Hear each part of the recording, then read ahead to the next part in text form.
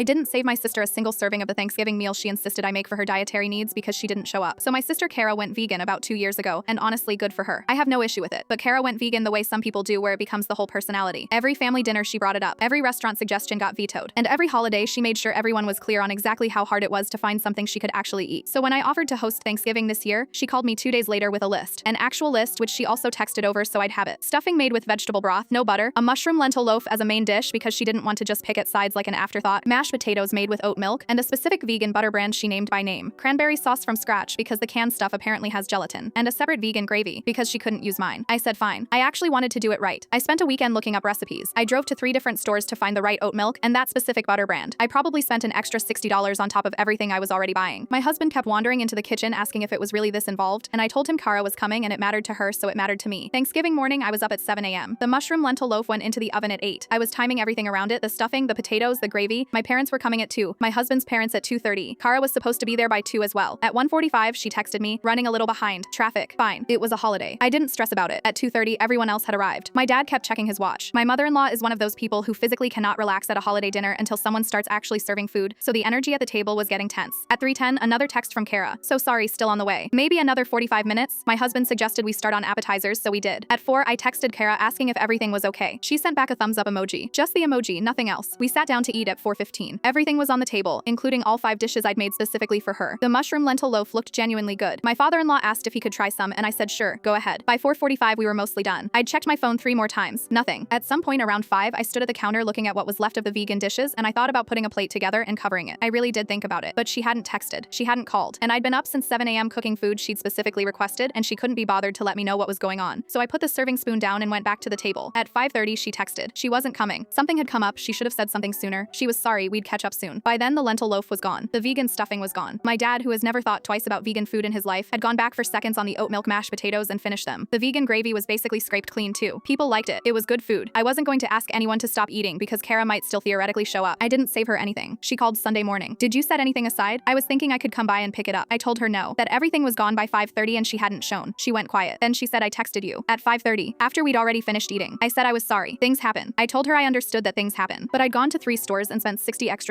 and been in the kitchen since 7 in the morning. All for food that existed only so she'd have a real Thanksgiving meal. And she didn't come and didn't give me enough warning to hold anything back. She said I could have set a plate aside earlier in the day, just in case. I said that would have required me to know she wasn't coming before 5:30 p.m. She told me I was being mean, that I was punishing her for having a hard day when she'd already apologized. She called my mom and said I was acting like she did this on purpose. My mom texted me asking if I could maybe put something together and bring it over as a gesture. I left it on red for a while. Then I said no. She told our cousin I cooked an entire Thanksgiving around her diet and then gave her nothing. She didn't come to Christmas either.